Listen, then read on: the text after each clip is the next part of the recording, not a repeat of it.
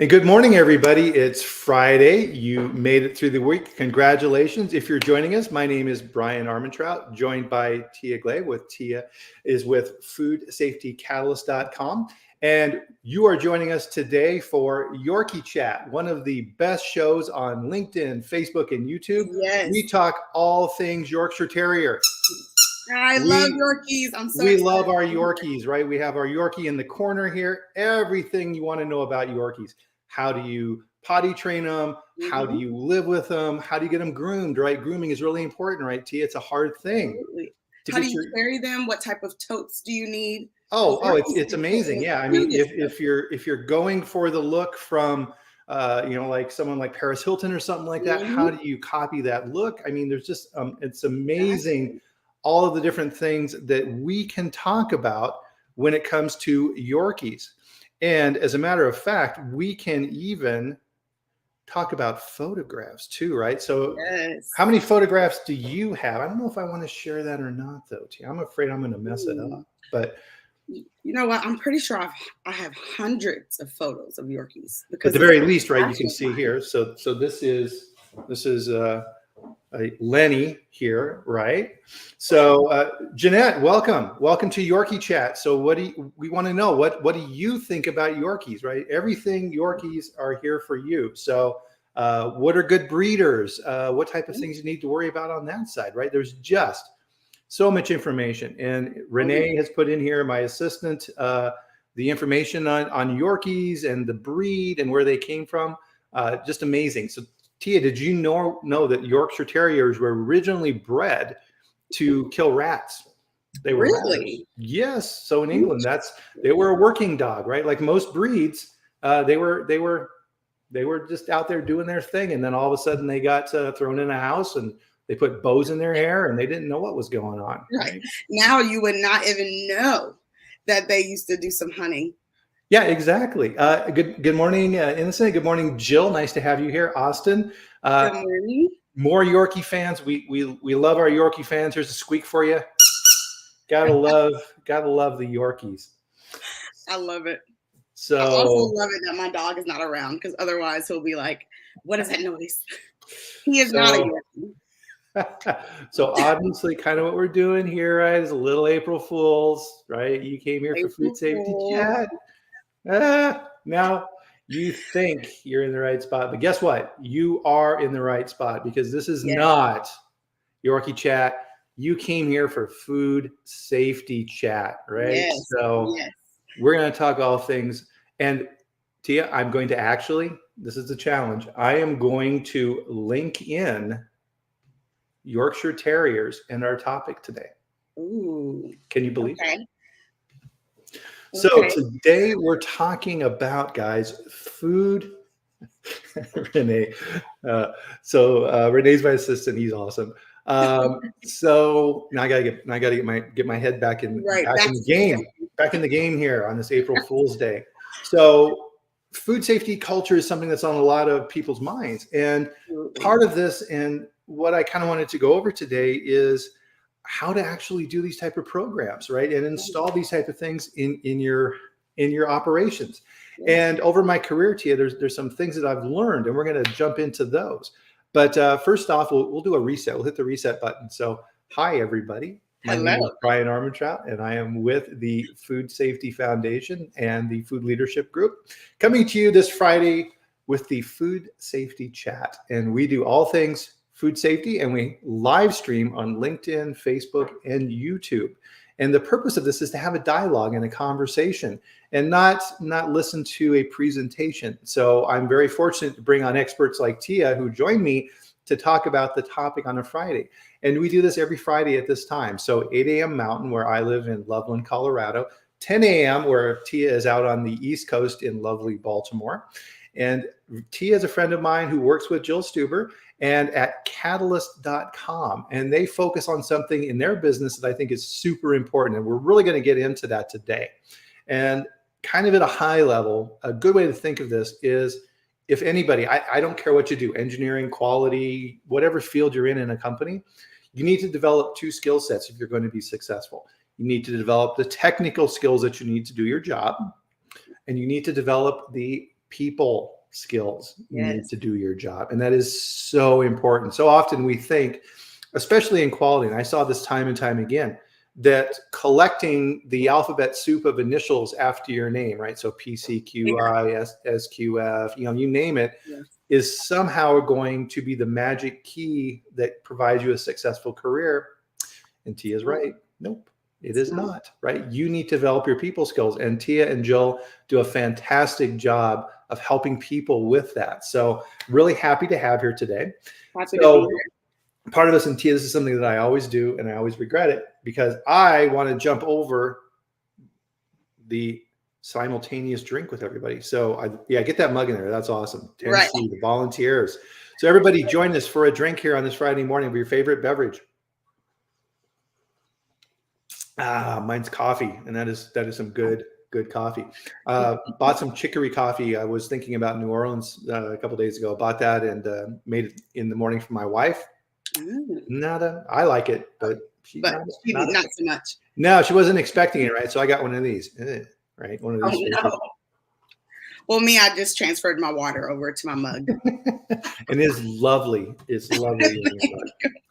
So food safety culture, right? Everybody's talking about it. How do you actually implement it? So one of the key things that you need to realize in your career is that you only control so much, right? So I was vice president of quality at several companies, and I had a lot of people working for me. But guess what? I still only had a fraction of the company working for me. There was entire other reporting structures and operations and accounting and finance and marketing and you name it, who didn't report to me. Which means if I wanted to get something done, I had to work with them, right? Horrible, right? You have to actually work with them. And a good example of this then is, how do you negotiate and how do you influence other people outside of that? And a good thing to look at that is things that don't have power in areas, and how do they do it, right? Children, right? How do children, oh my God, how do children get things? They get everything they want. Where are you going to vacation? Or a tantrum. Yeah. You're going to Disneyland. You didn't want to go to Disneyland. You're going to Disneyland. Right. And dogs, right? Yorkies or any other breed of dog, they know how to get what they want, right? If you sit down to eat a meal and you look down, who's sitting there, right? It's what's his is his and what's yours is his. And he wants a piece of that steak. And they use their skills and they use their ability to influence you to get what they want. And how do they do that, right? That's what you need to develop. You need to develop that skill set to do those type of things. Yes. Because, I mean, part of this, Tia, is, and the first thing I kind of thought about as we introduced this topic here today is around programs you want to implement, right? Is the number one rule is people hate. People hate change, right? Nobody wants to change. Yeah, they do. You come to your job, you've been doing it, everything's working just fine, and now this person from quality comes trotting up and wants to upset everything. It's like, and change something, add something. Exactly, right? And you hear these phrases that people say, right? And the killer one, right, which needs to be absolutely stamped out of every company is, well, this is what we've always done it. Yeah. That's a hard one. Oh my goodness, right? And a good example on the food safety side, Tia, is that a lot of times with companies, right, there's kind of pre and post recall mentality. And if a company hasn't had a food safety recall, a serious one, like a class 1 or something like this, there's a lot of ambivalence in the organization to that. Well, we've never had a recall before. Right. And this has never affected us before. Yeah. And what they're saying is past luck equals future luck. Right. Exactly. And we know that is not true. Absolutely not, right? We keep spinning that revolver, the cylinder on the revolver and pulling the trigger, and everything's fine. Right. Well, one day it's not. Exactly. And then all of a sudden they start saying, "Oh my God!" Right? Right. Oh, we have to do better. But our jobs is to make sure that our companies don't get to that point. And like you said, people don't want to change. Well, they might want to change. They just don't like to change. And most of the time you are trying to influence people that don't report directly to you. So you can't tell them, well, this is the way that we now do it. and they're going to fall in line because their performance appraisal is a part of it, right? You have to influence them to get there. Yep, and that's an important thing you just said, because everybody's got a boss. And when you're working in a company, one of the rules in a company is you don't work for a company, you work for a boss, right? And that's the person at the end of the year that you're sitting across the table from, who's giving you your review. Exactly. And that person is deciding whether or not you're good, bad, or maybe we need to make some improvements here. Right. And that's the person you want to please, right? So if you're going to the procurement group and asking for things, that's the filter that's going through their mind. And they're saying, okay, my bonus for this year is based upon order pricing, completeness of orders, whatever it is in procurement that they're measuring. Right. That's what they care about. Right? And food safety, odds are food safety is not in their objectives. It should be. Should be. Right. And that's how you know what type of culture you have. Once you're at, what we like to call a world-class food safety culture, every part of the organization, pretty much every part of the organization, has some type of food safety, food quality goals, where they know where they impact food safety and how they need to improve in their area to prevent things from happening in the future or to close a gap. That's when you know that you have a really great culture, is when someone in procurement or even in marketing, thinking about the things that marketing think about and putting on the label, if they have a food safety lens, then you know that you're on the right path. 100%. Yep. And guess what? That information is gathered and figured out by talking with people, right? That's right. That's right. Talking with R&D and operations and legal and communications. And all of this needs to come from senior leadership, right? Everybody needs to use the cliche, everybody needs to sing from the same hymnal, right? And if you see them doing that, you know that it's integrated. Another good defensive tactic I see as well too, Tia, is, well, that's not in my budget. That is the biggest one. That's, that's the way that we've always done it, right? It's not in my budget. That's the one that people bring out, where it's like, we need to do this and it's not in the budget, or let's talk about it next year, and then it doesn't get in the budget again. It's like that. It's like that Drake meme, right? It's like, yeah, no, one of my favorites. Renee is really good with his memes. I love it. Yeah, absolutely, 100%. So I mean, all right. So again, right, it kind of gets back to what we started off with: is quality is more than technical skills. You need to influence. And one of the people that I found recently who's actually really amazing at looking at this is a guy named Scott Adams. And he, as you may know, is the creator of the Dilbert comic strip. But what you may not know is he's a trained hypnotist, and he specializes in studying persuasion and influence. Interesting. And he's written, I've got him up here above my desk. So he's written several books. I think this is his most current one, Win Bigly by Scott Adams. He does a daily live stream, kind of like this. And he will analyze that's going to fall. I'm going to put that there. He analyzes the topics of the day. And he then uses this information and analyzes persuasion. He was one of the first people, and whether you like him or not, doesn't matter. He was one of the first people who said Trump's going to win the presidency. And he didn't base his opinion on policies or things like this. It was strictly on his ability to persuade. Right? Yeah. So I think that's a really valuable lesson of what we can take in quality and say, okay, if someone that you may not agree with, or someone who has a very abrasive personality or these type of things can get things done, how is he doing that? Right? It's persuasion skills, right? Being able to communicate with other people and show them why doing what you want them to do is in their benefit as well. And that's what negotiation is all about, right? And really inspiring people to take on your message.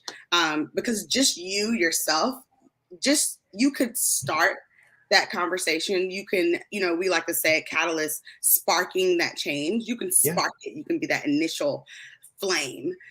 But you really need others in the boat with you to be able to completely transform an organization. And you do that through persuasion and influence, and inspiring others to take on your message. So you want people that's sitting in other functions to say, I want to prioritize food safety. I want to put a goal on my priority list this year. I want to measure my team's performance around it. That's when you start to really impact the culture, and really, pick up the flames throughout your organization and spread food safety across the organization when other people are speaking your same language in areas that you may not even be sitting in the room. 100%, 100%.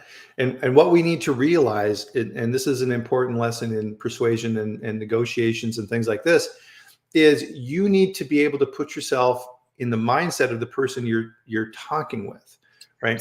In quality and food safety, we're technical people, and we think the technical people and other people think like we do. Oh, well, here's the data and here's the information and here's the trend line and here's how things are going. And we need, no. Absolutely not. No. Absolutely not.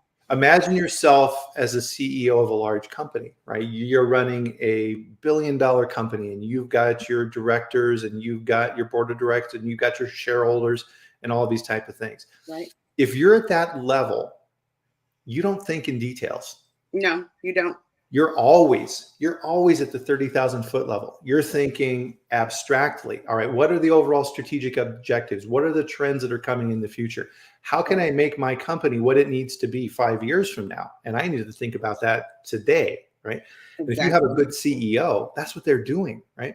That's why they have direct reports. And that's why they think that way, right? So if you come to them with a detailed argument, they're going to think you're nuts. Right. I know. They're going to completely zone out. And most of the time, your CEO, most of the time, maybe all of the time, your CEO does not have the same technical skills as you. Right. So communicating those technical skills to someone that might not be as technical, or they're technical in another area, it's not going to sit. It's not going to sit right if that's your only argument around why they should prioritize certain things around food safety. Exactly. And CEOs are people too. And I think I read somewhere, Tia, that if you're going to be an effective manager, you should really have no more than 6 direct reports. If it gets to be more than that, it's too much to handle. And look at how companies are organized.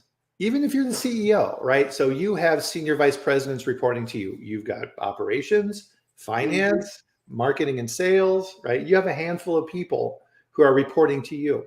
Yeah. And then they do what they need to do. And then they have approximately that number of people reporting to them, right? Because business is always people. And you have to be able to interact and share information and get their attention. Exactly. And a lot of times quality people thinks, well, if I get in front of the CEO, then I can explain all this. Well, maybe but probably not. Right. Especially if you can't influence your direct manager. Because like you said, the higher you go up, the more you're thinking broadly, you're thinking longer term.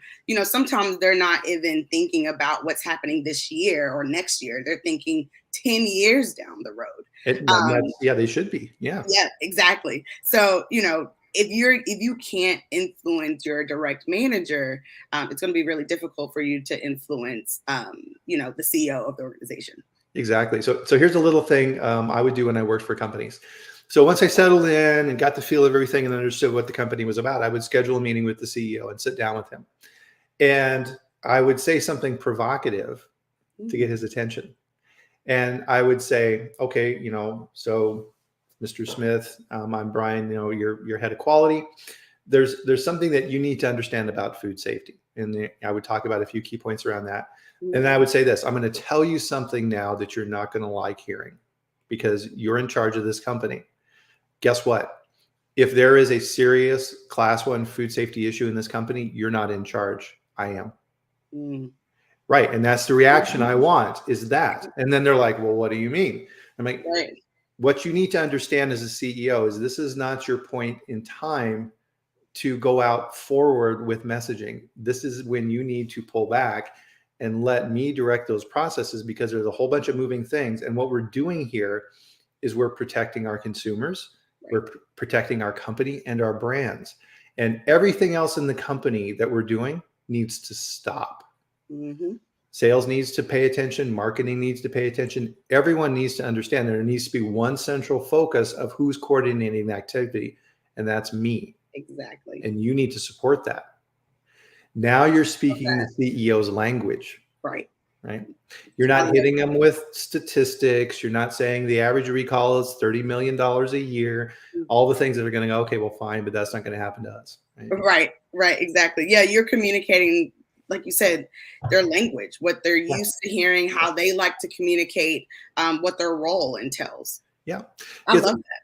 Yeah. Another big piece of this is speaking in their language and what's in it for them, right? So you'll notice in that message to the CEO, I was explaining to him why he should care about this.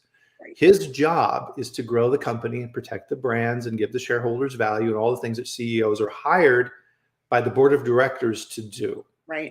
I have just shown him that if a class 1 recall happens, those things are threatened. Right. Exactly. Exactly. So that's what's in it for him. And when you look up in the organization or who you're talking to, it's so important to understand what their priorities are, what their roles are, what their role is and what they are looking at every day.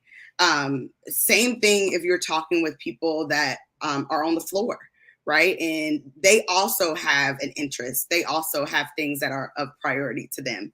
So understanding, well, what's in it for me to do these extra checks, for me to change a little bit the way that I'm looking at product. Why should I do this? Right. And so like connecting it to like from a CEO standpoint, I love the way that you explain that because those are the things that he care about. When you're talking to someone on the floor, they care about, how can I do less work because I'm doing so many checks, my equipment's breaking down. How do you help eliminate some of the work for me? And then I find over and over that people who are actually making the food care about what our consumers say. Oh, yeah. And so linking that to them to say, hey, we got this complaint about this issue. We see, X amount of complaints a year for this. This is why we're adding this extra piece of equipment or this additional check because we're trying to get this consumer complaint down. I've had operators all the time say to me, oh, wow, I didn't realize that was a complaint. Yeah. I didn't realize that type of product was getting out. Oh, yeah, I definitely wouldn't want to eat the product if I saw that. Yeah. So connecting it to, because that's what's in it for them, right? They buy the product. They have a deep care for the product because they're literally making the product.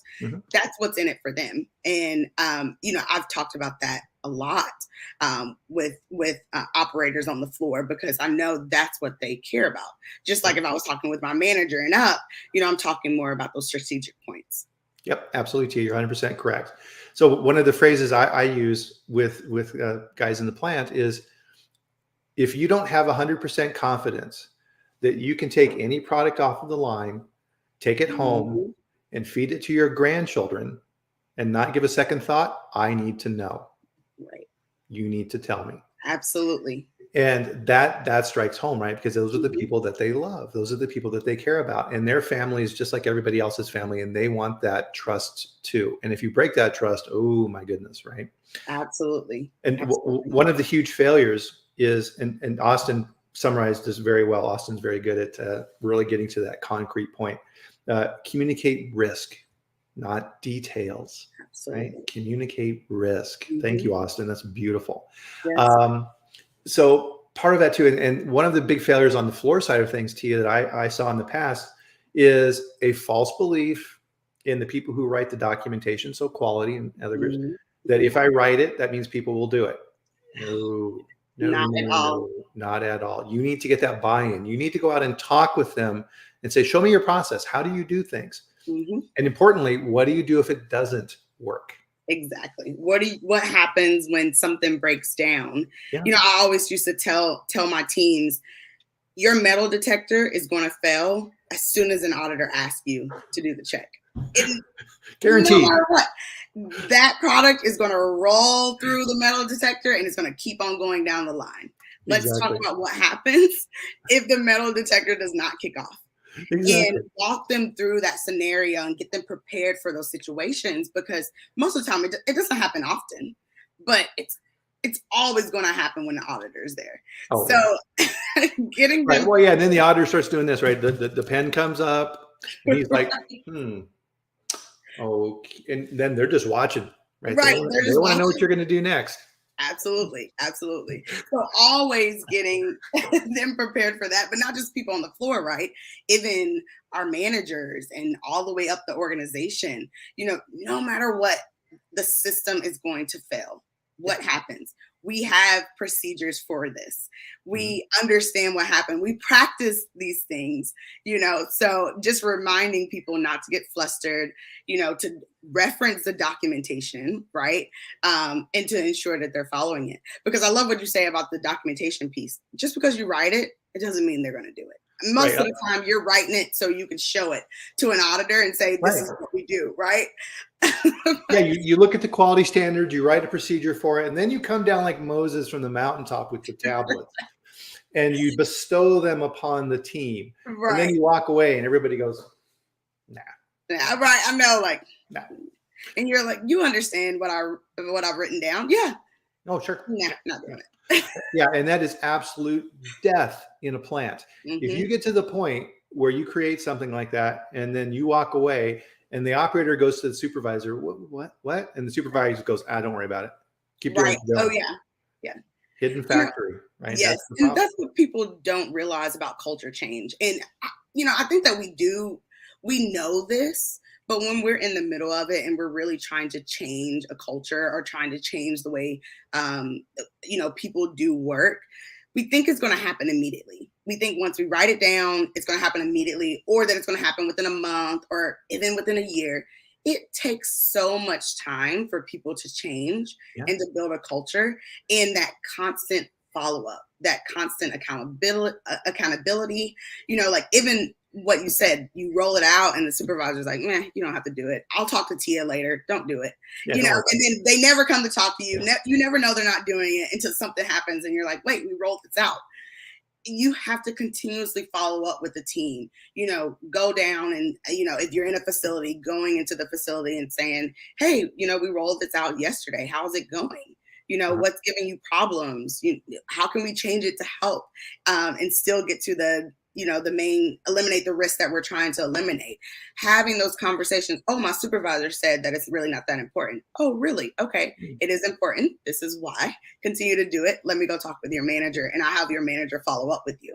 So again, making that loop, and you could be doing that for a while before people really change and get, this is why this is important. Exactly. And so part of this too is, one of the branches of philosophy is epistemology, and that's the mechanisms involved with thinking and how we as human beings process information. And one of the key aspects of that is we create abstractions. We have to, right? There's so many things going on around us. We can't keep track of it, right? And so magicians, right? That's why magicians are successful, because they make you look here when they're really doing something over here. Yeah. And we think, this is the weird thing, right? We think that as we're sitting here talking, that we're looking at everything around us. We are not. No. Our brain cannot process all that information. We're really, in reality, we're looking through a tiny little peephole that's moving around all the time. Exactly. And trying to get that information. So it's really important. And one of the things, and the reason I'm explaining this, is it's the same with people, right? We look in our careers and we look at what other people do and we create this abstraction, right? Yes. So procurement, they buy a few things and they go out to lunch, and our suppliers buy them lunch, and man, must be awesome to work in procurement. Those guys got it so easy. Exactly. And sales, they go out and make a bunch of wild promises and come back and go, yeah, I've made the sale and everybody loves them. And oh man, I should work in sales. They got it easy, right? Right. Same with quality. Right? Same. Oh, quality. Those people, all they do is make up weird rules and try to keep us from doing what we need to do. Exactly. Right. And so really what we've been talking about here, I think this has been a great conversation, is how do you communicate up and how do you communicate down? They're different skill sets, right? So would I ever go into a training in a plant talking about epistemology? No. right? That's not the right language for that audience. Right. You need to understand how to effectively get that information over to people. Absolutely. Right? Absolutely. And figuring out those tools and those skills associated with that and linking that back to what they do. Super, super important. Right? Absolutely. So, to the point of, sales are having fun. Maybe I should work over there. It's not that much work. I always tell people when, a lot of people are saying, I'm doing so much work. That manager's not doing work. The CEO's not doing work. That VP's not doing work. If you're the only person doing work, most likely we're not making any money, for the organization. So someone else has to be doing work in the organization in order for us to be successful. So it's all about looking at someone other perspective, right? And that's what influence is all about. It's understanding the other person's perspective. How do you put yourself in their shoes? What's in it for them? What do they care about? And then really thinking about that perspective and understanding how your perspective matches with that. Yeah, well, and even take this to a personal level. Home life, right? If you don't do a good job of understanding how your spouse thinks and acts and operates and what is important to them, and you don't take that into account, you're going to have a lot of fights. Absolutely. You're going to have a lot of fights, right? And your life is not going to be that comfortable.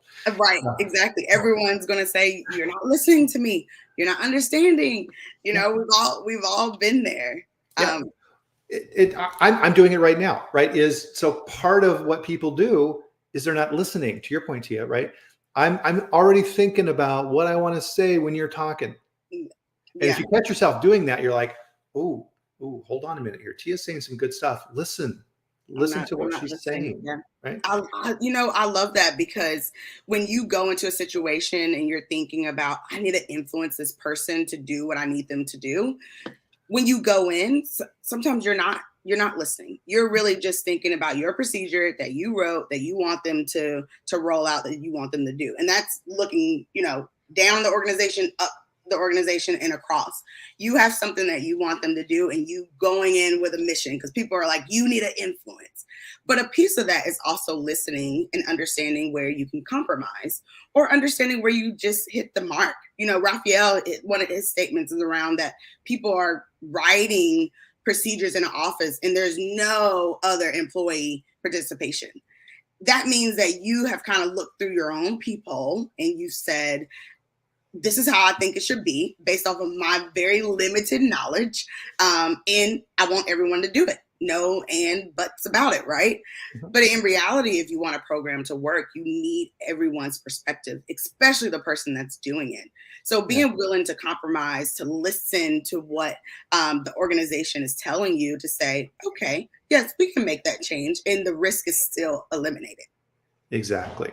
I mean, there's nothing worse, right? So one of the things that I do in my consulting business, and this is something that I would do when I would work for companies as well, is when you start, you need to listen a lot. Right? There's nothing worse than people who come into a new operation and say, well, at my old company, this is how we did it, right? And everybody's thinking, who cares? Right? We don't work there. Right. Yeah. You need to understand what we do first, and then take the best of what you know and help us build it. Right? Just because you did it in the past doesn't mean it's right. Exactly. And I mean, it's even when we've been talking broadly about influence, but there's so many different influence techniques out there. In order for you to know which one to use, you have to listen, and you have to understand your person or the group that you're trying to influence. And that comes down to first listening. It doesn't matter how you influence at your last company or the last person you influence, you might not use the same technique. You might not communicate the same way. Maybe the last person you influenced had an awesome food safety background. And so you didn't need to connect with them on why HACCP is important or why you need to micro test. None of those, they already had that information. So at this point, you guys are just aligning on procedure. The next person you talk to might not have any of that background. So how are you communicating the risk to them without getting too detailed in areas that they're not going to understand overnight? Yep. And what's great about this as well, Tia, is this type of discussion that we're having today, this applies to everything in your Absolutely. life, everything, right? Absolutely. Pick up those little clues, because one of the things you learn when you're learning effective communication and how to interact with other people is understanding their style. Right? And so one of those is, how do they receive information? So there's little clues that people will say. I'm an auditory person. I'm really good at picking up things from sound, right? And so I will say things like, "Oh, I hear what you're saying." Yeah. That rings true. I can hear that, right? Yeah. Things like that. Oh, right. So you need to take that into account. If, for example, I'm talking to you and you say, "Oh, okay, Bryan, I can see what you're saying." Oh, interesting. So if I turn around and say, "Oh, I can hear you," right? That's a mismatch. Right. Exactly. Exactly. Right? It's these little things, and the entire field of communication and negotiation and persuasion and things like this. If you're in a technical field, again, right, the purpose of our talk today, that doesn't, it's completely obvious why we need to do this, and everyone should understand this. Oh man, are you going to crash and burn? Absolutely. And we get stuck in that. We get stuck in that position where it's like, why don't they understand, especially working with clients who are in the startup industry, right? Like, we work with quite a bit of clients that are building their organizations in food. And a lot of them don't have a food background. And they definitely don't have a technical food safety background. So it's one of those things that it's assuming that people understand or know the things that they're supposed to do in order to get into the industry and continue to make food. But in reality, they don't, and that's why they're reaching out for help. So it's important for you to listen, for you to understand where they're coming from, to understand their products, and then communicate in a way that they understand what they need to do to eliminate risk. Because if you're working with an organization, a business who, like, this is what blood, sweat, and tears are put into this organization, they really want to know the risk. And how do I prevent the government from shutting me down? How do I get into retail organizations? They're thinking about, how do I grow without someone stopping me, because that's my livelihood. So that's really the risk that you're communicating, right? Like, if you don't do these certain things, then you're at risk for not entering the retail space. You're at risk for an auditor coming in and stopping production, or coming in and saying you need to do 10 different things that you're really not going to have the time to do in the amount of time they want you to follow up on it. So it's like those type of things, communicating those type of risks is so important, and understanding that looks different at a startup small business versus an organization that has plenty of resources, and they have 3 different people that you can talk to about micro, and how to roll it out at the organization, what's right and what's not right.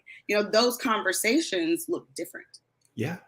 Well, and part of this too, right, is understanding that how you're interacting with the person who is sharing information is critical. Right. So as I mentioned earlier, sending those verbal cues of how these activities work, right? So Tia and I are, half a continent away from each other.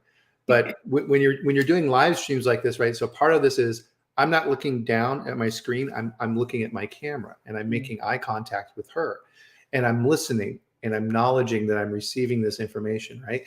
I can destroy all of that by doing this. Yep, absolutely. Now all of a sudden I've built a wall. And she knows that the information she's trying to convey isn't being received. Right? Exactly. Or the person doesn't care about the information that you're giving. Yeah, absolutely. And think about it in your, in your normal work life, right? What meetings do you go in and you pull out your computer and you start typing away while someone's talking? And what meetings do you go in and you make sure that you don't have your computer around you, you don't have your phone? You're communicating what's important and what's not important to you. Yes. Oh, absolutely. We're doing it all the time. All the time. Yes. So I received some really good feedback a few years ago when I was working in a company, and we did 360 feedback. Yeah. And one of the things I got from my team is that you're angry. I'm like, whoa, I mean, what? No, tell me about that. What's that mean? Well, what they said was, well, sometimes when we come to your office to see you and ask a question or something like that, you're looking at your computer and your face is like this. And they're like, so we just turn around and leave because we figure you're mad about something. And I'm like, oh, holy crap. No. That's my concentration face, right? Right. What's the saying? Resting bitch face, right? So right. That's my. I'm like, oh my God, I didn't realize I did that. I'm sorry. No, I'm not mad at all. I'm just thinking really hard about what it is and I'm working on, and I guess that's how I scrunch up my face when I do that. And I had no idea. Right. No idea I was doing that. Right. Yeah. So now imagine if I'm sitting in a meeting processing information with people and I start doing this. They think that you do not like the message that's coming out. Exactly. And my boss taught me as well too.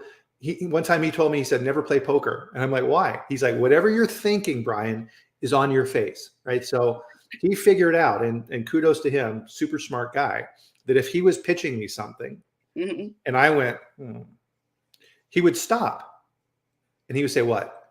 And I'm like, well, have you thought about this? Right. That's brilliant. That's people's skill right there. Absolutely. And, I love it too, that you were able to receive that feedback and even make a different decision. Now you're aware. Yeah. So that when you're in your office and you see someone come up, you might have that face on because that's the way you concentrate, but you immediately change your face when they come in and say, hello, come on in, exactly. Because now you know that maybe you had your resting bitch face on. Yeah, exactly. So what is it? Yeah. Communication with other partners, by 80% of communication is nonverbal. And we need to understand that. And if we're just operating in a technical mind space and we think that the information is all that matters, it's not. It is not. Musa asked a good question here. One of the most repeated messages I hear from top leaders in operations is how to turn 6-page procedures into single-page bullet points. Oh. What tips do you have for this? Awesome. So that's a big one. Yeah, it is. And what they're saying is we don't need a 90-page document, and they don't.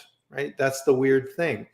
And I'm very grateful to you, Tia, because behind Tia, right above her head, is my book.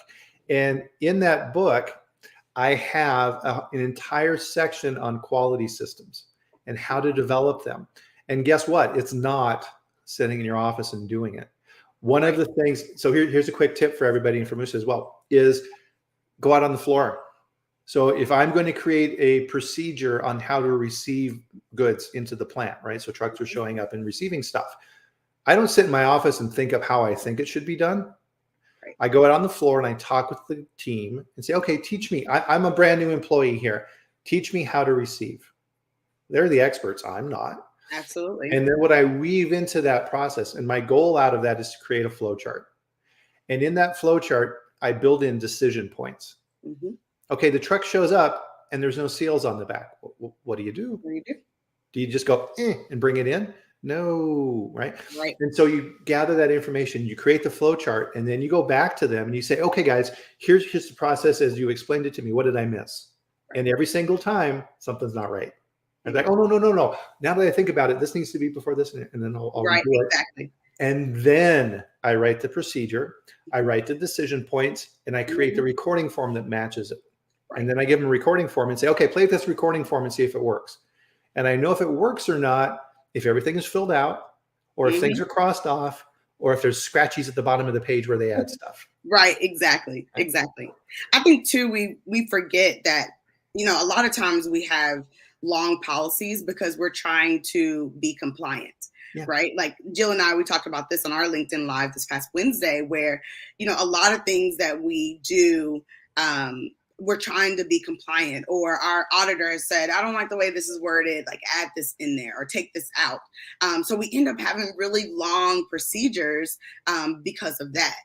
Those procedures can exist, but what people are using on the floor is a simplified version, that flow chart, the document that they are recording their information on. Simple, this is the procedure, this is the corrective action, this is who should be doing it. Simple information that they can use, that they don't have to flip through a book to understand how to do it if something were to break down, or like you said, if something comes in and a seal is broken. how are they supposed to respond? They don't need the whole section around corrective action that's a half a page long. They really just really need to know, what do I need to do? Do I need to reject? Do I need to do additional inspections? Do I need to do additional checks? Jill said pictures over words. Yeah. Absolutely. Put pictures in there. You can have that complementary documentation for the floor for your overall food safety program policy, if you must have a long food safety policy. Right. 100%. Here's the dirty secret I'm going to let everybody in on.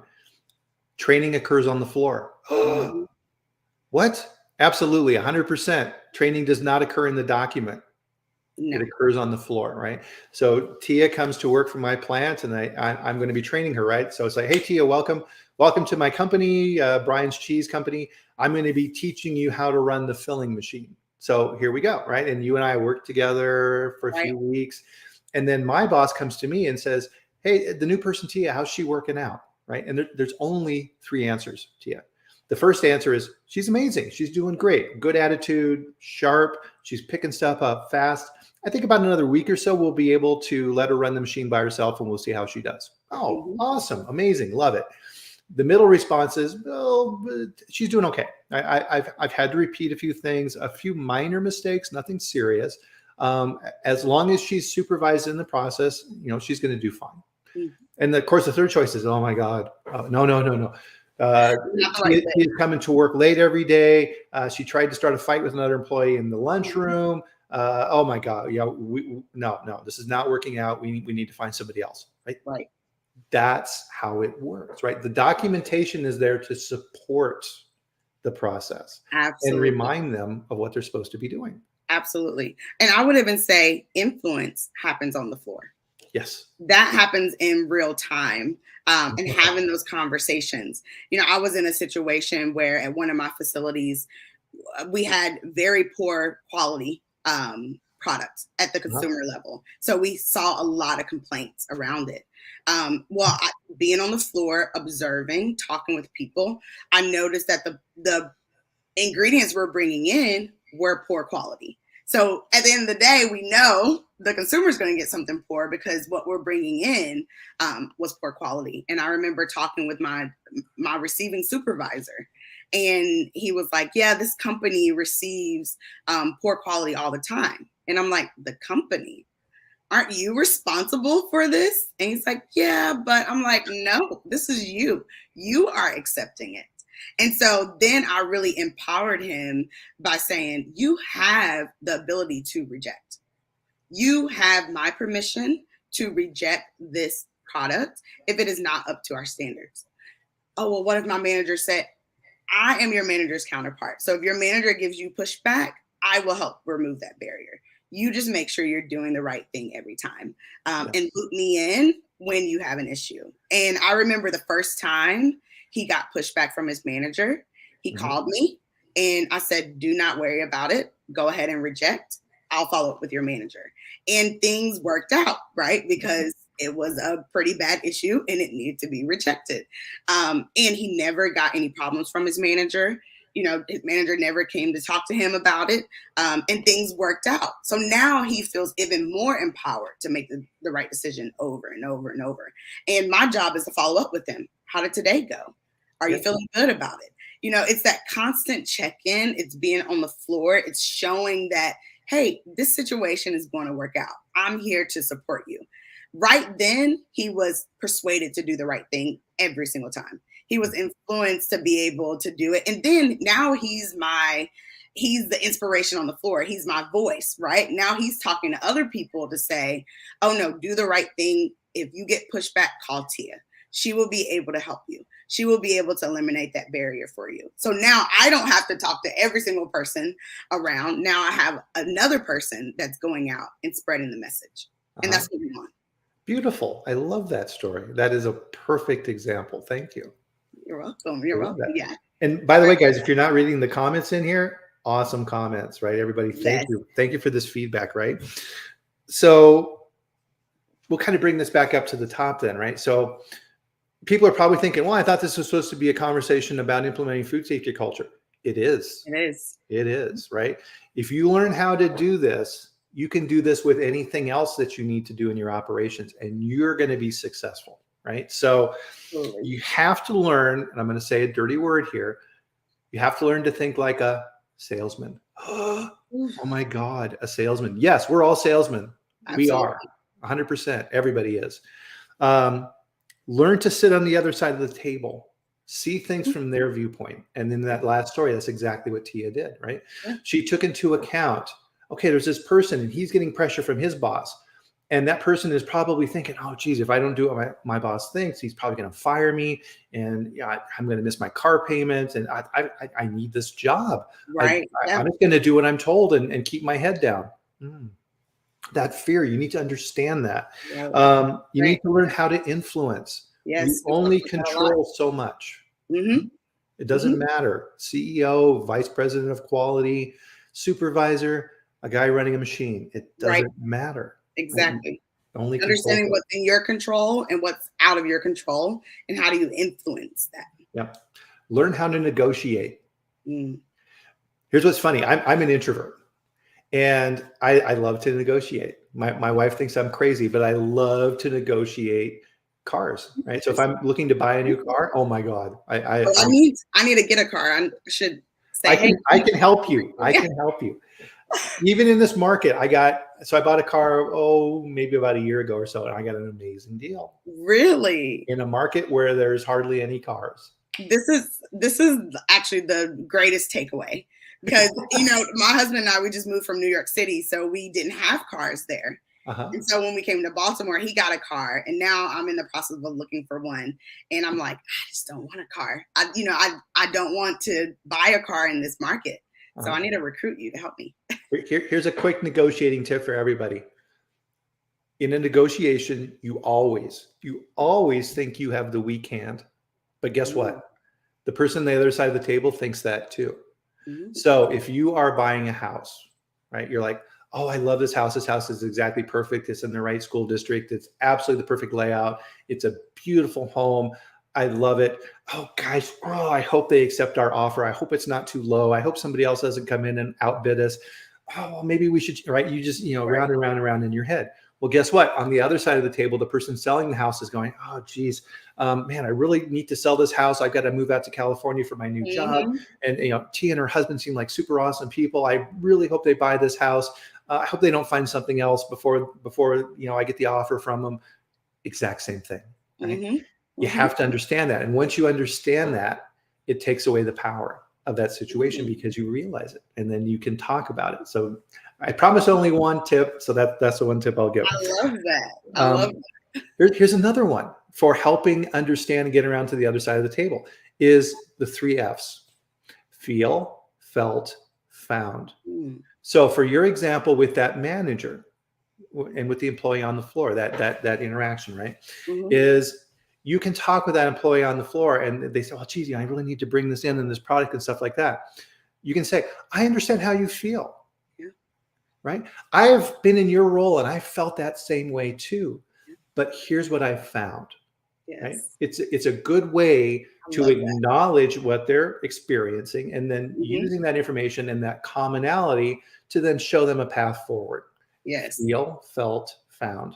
You'd be surprising how well that works. Absolutely. I love that. Yep. So a couple of little things I would hear from my notes is your personal style is not an excuse. No. I'm, like I said before, I'm a super introvert. I'm more than happy to stay at home and do live streams and work on my computer, right? And never see another person for a year, right? But you have to be aware of that. But what's interesting with this is introverts, as you're seeing right now, hopefully, is do really good at public speaking. That is true. Why? Right? Because it's not talking individually, right? Where I fail miserably is at a party or something, and somebody comes up and starts talking to me. Right? I'm looking for a way out, right? Because that's right. That one-on-one interaction is what introverts are not good at, right? And that's what drains their power, right? That's what extroverts love, and they get strength from it. We do. Well, it's coming from me. It's coming from the introvert. Recognize that. Understand it. Absolutely. right? And So really, it's about seeing it from a different perspective and, putting yourself while still being yourself in a different perspective. So when you talk about sitting on the other side of the table, you might be an introvert, I might be an extrovert talking with an introvert, right? It's important for me to understand how are they feeling in the situation. And even if I am uncomfortable with the situation because it's outside of my normal way of interacting or my best case scenario, it's super important that you still sit there and have those conversations. I really like to say getting comfortable with being uncomfortable.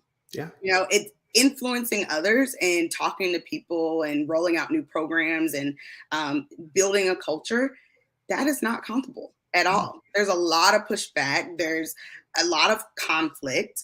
There's a lot of, do we have to do this? How do I put it in my budget? How do I get more money for my organization or influence someone to care about this?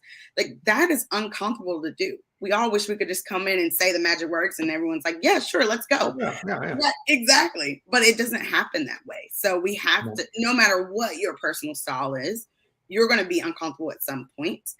So you have to be comfortable with sitting in that space. Absolutely.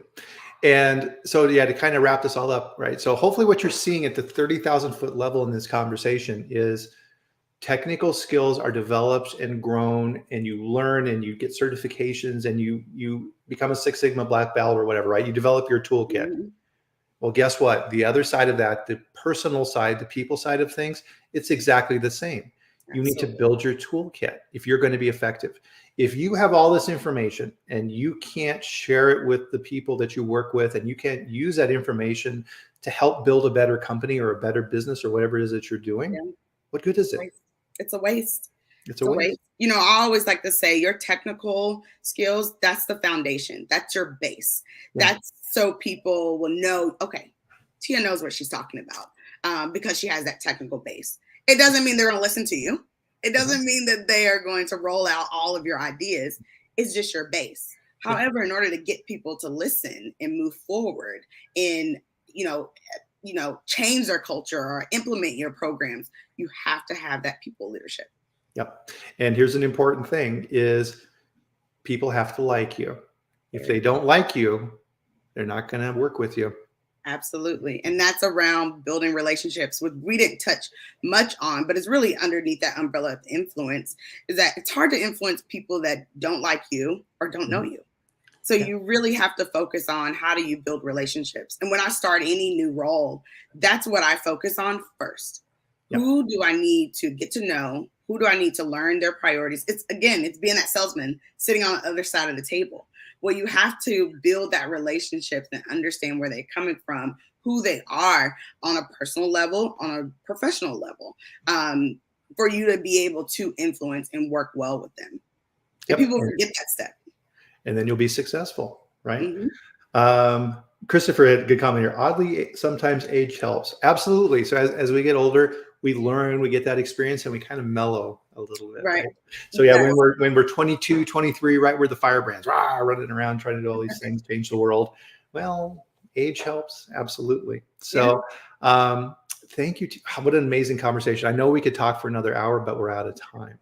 But before we leave as well, right, having gratitude and gratefulness is important as well. So I wanted to thank everybody here for joining us, right? This is a significant investment on your part, right? You're taking an hour out of your day to learn and grow. So thank you for doing that. We really appreciate that. Yes. And I also want to thank my sponsor, EAS Consulting. And they do some amazing trainings and things where you can learn skills like this and help grow. So check out easconsultinggroup.com. And you can look at their training courses. And they also offer a 15% discount for my audience. So if you go there and you find a course you like, when you're checking out, put Bryan in the little promo code area, right? So it's with a Y, BRYAN, and 15% off. So gotta love that. So you learn and you get a discount. So thank you, EAS, for that. I really appreciate that as well. So great conversation. Thank you again, everybody. And we will be back here next Friday, not for Yorkie chat, but for the food safety chat. And so at the same time, so 8 a.m. Mountain Time, where I'm at here in Colorado, and 10 a.m. Eastern, where Tia is located. And let's talk all things food safety. So we'll see you back here next week. And in the meantime, have an awesome weekend. Thank you. Thanks for having me. Thanks, everybody. Talk to you soon.